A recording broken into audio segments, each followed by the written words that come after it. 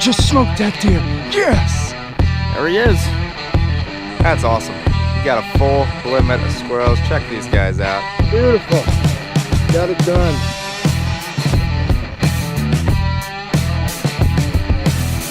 Beautiful doe on the ground.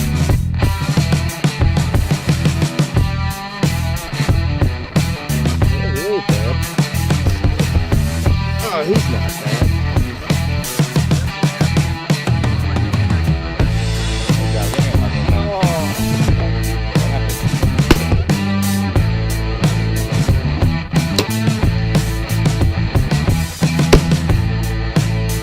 Got him! Right there! Yeah! Yeah, baby! Alright guys, real quick before the video starts, I do want to apologize if some of the video, my voice sounds terrible, it's blurry. I was still testing out this camera here, so unfortunately some of the footage is not that great. So yeah, I do apologize for that, but nonetheless, enjoy the video. What's going on, guys, and welcome back to another one. So today is obviously a very exciting time. It is opening day for the archery deer season. So it's currently 3:30 in the afternoon right now, and we can hunt till 7:05. So we got plenty of time to make something happen. Going after buck and doe, pretty much if I'm going to get something, I'm going to bet it's going to be a doe. The only time I see like really good buck activity down here is like during the week of the rut. During the week of the rut, it's great. I mean, there is multiple bucks walking around broad daylight. Other than that, it's pretty much just does moving during the day. But we'll see what happens. I'm going to go ahead and get loaded up here, and I'll start making my way in through.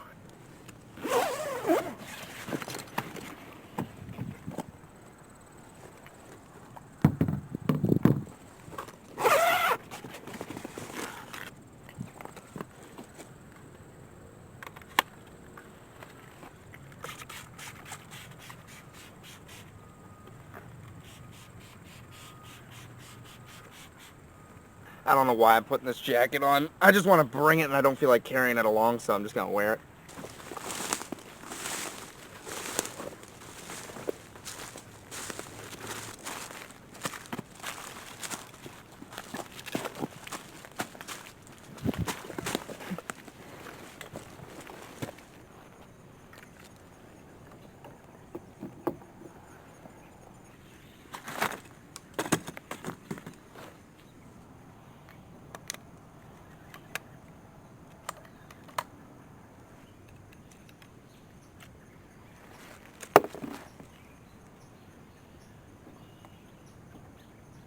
Alright guys, so it's 3:55 right now, just finished getting everything set up.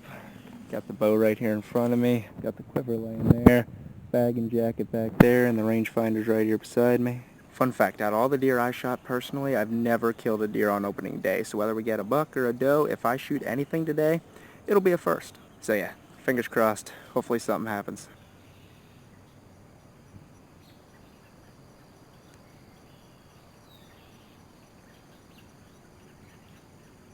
Alright, so what you're about to see here is quite possibly the worst archery shot I've ever taken in my life. It was about an hour into the sit or something, I wasn't seeing nothing, then all of a sudden, out of the blue, right in front of me, like 10 yards, a doe steps out. And here's the footage.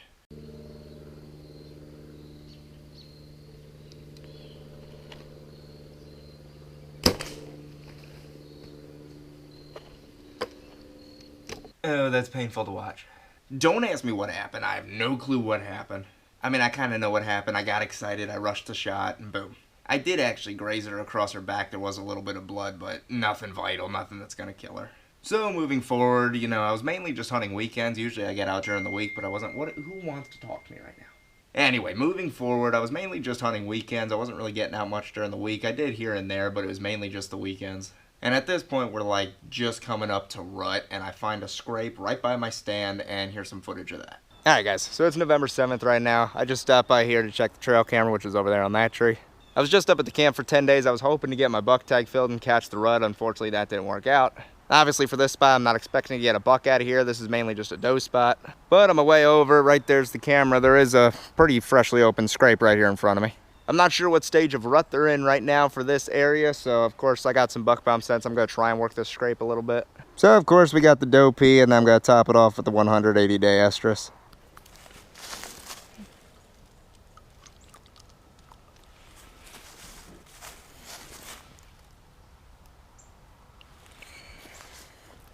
Don't get me wrong, I wouldn't mind filling my buck tag down here. I wouldn't mind it at all, but I just don't see that happening. But who knows, maybe working that scrape a little bit will bring a buck in, and then it just falls into being in the right place at the right time. Alright, so the very next hunt after working that scrape, I actually did take one of my climbing stands down, and I did change my spot. I wasn't going to change my spot, but there was days I was seeing deer, and they were always like 70 plus yards on the other side of some brush. Here's a quick clip of a doe actually moving through that brush.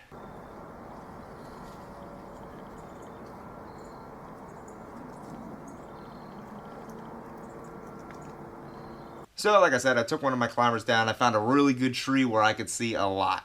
Alright guys, so it's Friday, November 15th right now, just after 8 o'clock in the morning, just got off work like an hour ago. I did decide to switch spots. I'm actually sitting in the climbing stand right now. Main reason I decided to move over here is because most of the deer I was seeing when I was sitting down here were now where I'm sitting now, 20 yards right here in front of me. So I'll show you guys here real quick. Right here beside me, there's a trail going right up to that little opening right there, and that little opening's where I was seeing a lot of the deer moving. And then there's a really hot trail that goes through there. Also, right over there is where I was sitting, right on the other side of that thick stuff. So now I can see this whole open area here. I can see right here beside me, they're going to have to be standing just perfectly for me to squeak an arrow through these trees. If they're standing over here, I'm pretty good. It's nice and wide open here.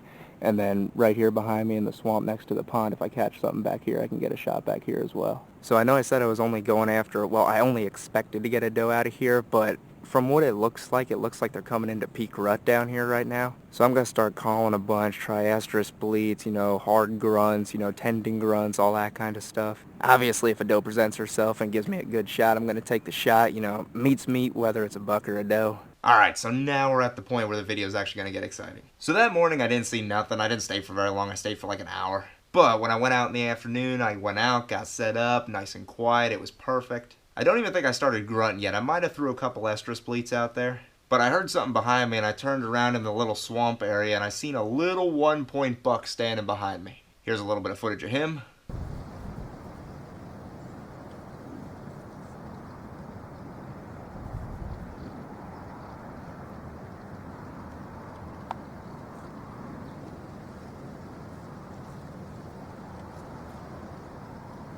And then after watching him for a bit, I noticed another deer a little bit forward, like 10, 20 yards in front of that deer. I noticed one walking towards me. I noticed this deer had antlers, and more than just a little spike on one side. Unfortunately, he was just a little 3-pointer.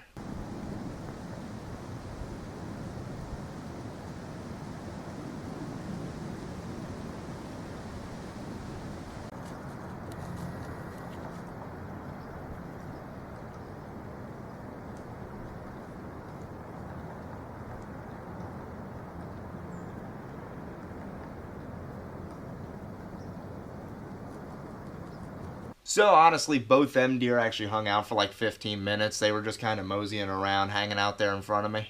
And then as I'm watching them, I hear what sounds like rubbing on wood, like a buck making a rub. And I turn around behind me, and I ranged it at 75 yards. There's a monster 8-point standing right behind me making a rub. And here's some footage of him.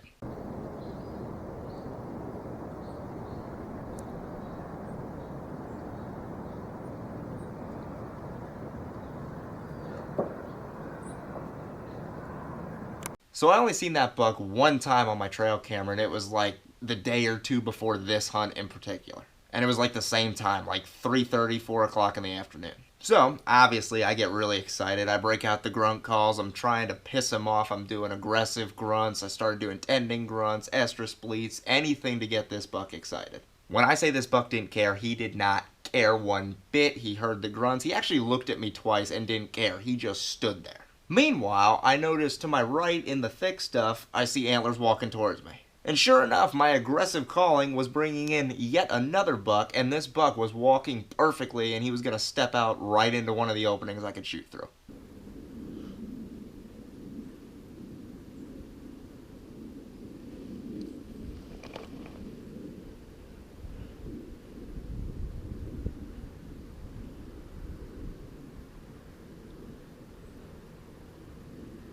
Meh.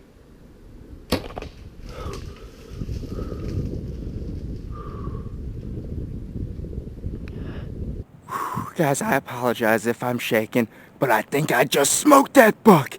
Yes! I literally just had 4 bucks here within like 45 minutes. And the best part is the biggest buck, I don't know if you can see him, he's actually still standing back there watching me. Even with me kind of celebrating and talking here, he's still just watching me. The shot looked good. It looked like it fell right into place. I'm going to give him a couple minutes, and then I'm going to make my way down. All right, guys, so a little update. Looking for the start of the blood trail here, but right here's the arrow.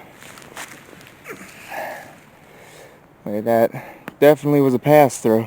I'm not liking the color of that blood too much. All right, so right here's the arrow. Now we just got to find the start of the trail here. So in the moment, I kind of knew, and if you've seen that blood before, you know I hit straight through the liver. Which ain't terrible. It is a kill shot, but it's going to take 5 to 7 hours or more for that deer to actually expire. Definitely not a shot anybody wants to make, but it happens. What I think happened, and I'm almost positive this is what happened, when he walked in and I stopped him, he was standing perfectly broadside, and I had the aim point right where I wanted it on double lung. But right as I hit that release, he turned, and I thought he kind of turned into it, and it was still good, but I think he turned more aggressively to me than I thought, and it threw my arrow back like 3 or 4 inches more than where I was aiming. It sucks, nobody wants to make that kind of shot, but I knew that deer was gonna expire at some point, and I wanted to try and corral him into an area where I knew I wouldn't lose him. So I tracked him for a little bit to try and corral him into an area where I wanted him to be. Alright guys, so I finally found like the start of the blood trail. He came up through here, and then you can see, right here's some blood, right there's some blood. You can just see he ran right up through here.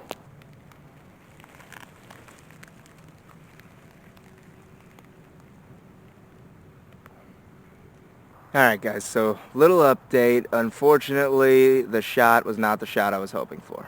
And I knew that as soon as I walked up. As soon as I walked up and seen that arrow, it was a pass through, which got me excited, but when I seen the color of blood, I knew it was not heart or lung. To me, it looks like liver blood. He was bleeding pretty decent. I tracked him all the way around like 150, 200 yards. And I'm actually right here by my truck. My truck's literally like 30 yards behind me here. I stopped tracking him about 15, 20 yards here to the right of me. I pinned an arrow into the ground at the last spot of blood I was at. The good part is that corner there is just like a peninsula. He can't really go nowhere. I've been sitting here listening to make sure I don't hear him come running back. And I haven't heard that. I've been sitting here for an hour. So yeah, I'm going to go ahead and back out for a couple hours or wait till morning, one or the other. Cross my fingers. I'm really hoping I can get this deer. So just to be safe, I did end up giving that deer the entire night. So the morning after, I went back down, and Dad actually joined the search to help me try and find this deer. So I got back on the blood, and the blood did not last that long. He clotted up pretty quick. It was maybe like 30, 40 more yards of blood before the trail went cold. So Dad and I ended up grid searching pretty much that whole area down there. We were down there for a while. And unfortunately, I could not find that deer to save my life. And obviously Dad couldn't either. I was trying not to get discouraged, but it was kind of hard not to. I knew that was a good area for the deer to go for the night. It had water. It was kind of down in a little bit of a gully, which is 2 things deer are going to run to when they're hurt. But then Dad brought up a good point. If you remember, you might have seen it in the video. Right where I was sitting, behind where I was sitting, there's a big pond. And from where we were searching, it was about 150 yards. So Dad said about going and searching around there, see if he ran over there and bedded up for the night. So sure enough, that's what we did. We went over there, and once we got to the pond, I went left and he went right. And obviously I had to battle some brush to get into the little open area down there. And I just got there, took my backpack off, and was just going to start searching. And sure enough, my phone starts ringing, and Dad calls and says he found my buck. Obviously, at that point, adrenaline kicked back up, and I threw my backpack on real quick, and I was off to go find Dad. Really? I came up this way, I walked the whole pond, I got to here, and it goes from the pond and comes up here. Yeah. And I got up to here, and I was ready to go out and go home, and there was 2 buzzards flying right here. I'm like, this path, I'm going to walk this path. I walked down the path. Oh, congratulations. Thank you. Thank you. Yeah, nice deer. Yeah, I was walking down here, I got right to here, and I see I see him right a rock there. right there, and I'm like, Oh, give me another hug. I'm like, is that a rock? Thank you. Thank God. I literally got to here now, and I'm like, is that literally a rock? I'm like, that's a deer. And I'm like, I went down to it, I'm like, there it is. It's the blood still coming out the side of it. Yeah. It must have been a long time. That's actually not the deer I thought it was. That's a different buck. Oh, he is stiffer than stiff. Yep, he definitely died last night sometime. But yep, it's a nice 7-pointer. Yep. Look at the blood still coming out. Yep. Ready? Oh, here we go. Look at the blood coming out. He's in the hole right there. Yeah, he is. Oh! Yeah, it's like that way. Alright guys, here he is. Beautiful 7-point on the ground. This was a wild hunt yesterday. I was telling everybody. I think it was $4 in 45 minutes about. We had that little spike come in, well, the little 1 point, and then we had the 3-point come in, and they hung out for like 15 minutes. And then we had that monster 8-point that was back there. He came in, and I was watching him, and I think that's why he came in, because I was grunting off camera. I was grunting and all kinds of stuff. And then I just happened to notice to the right of me his rack, and he was pushing to me, and I waited. I had one opening, and I waited for him to step into that opening, and you can see the shot. It wasn't a bad shot. It was just, I think I might have said this already, when I shot, he turned into my arrow. So where I was aiming here, got thrown back to there, so I hit him a little bit back. But nonetheless, he is a beautiful 7-point buck. So yeah, and a big thing, I know Dad said he's not going to talk, but Dad's behind the camera right now. I got to find this deer with him. Me and him used to hunt all the time, and it just means the world that me and him got to find this deer together, share this moment together. So Dad, thank you for being here. Yeah. This was a great moment. So yeah, nonetheless, we're going to go ahead. Dad, my parents live right over there, so they're actually going to just bring a tractor across the field, and we can load him up. We're going to drag him to the edge there. I'll get him gutted a while, and then he's going to bring the tractor down, and we'll get him back to the house. The dragon starts.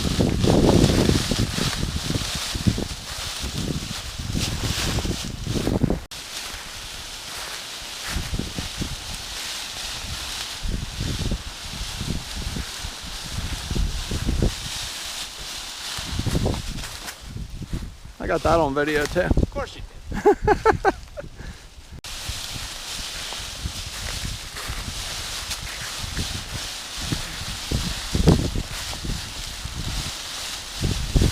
Alright guys, so a little update. Just got him drug all the way up here, got him laying right here in front of me. The field's literally right there, like 15 yards in front of me. The original plan was to just get him out into the field and then gut him, but I'm going to go ahead and gut him right here. Dad just went back to the house, so he'll be back down.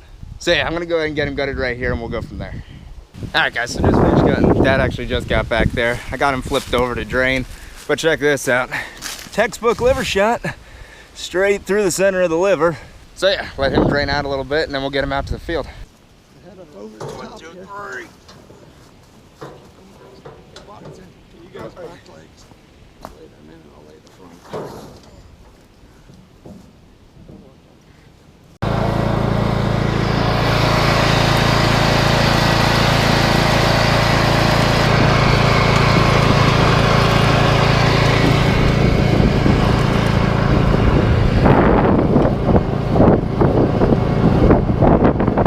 Alright guys, just got back to the house, well, a little bit ago, but got him hung up here in the garage. There's Dad getting ready to skin him out now.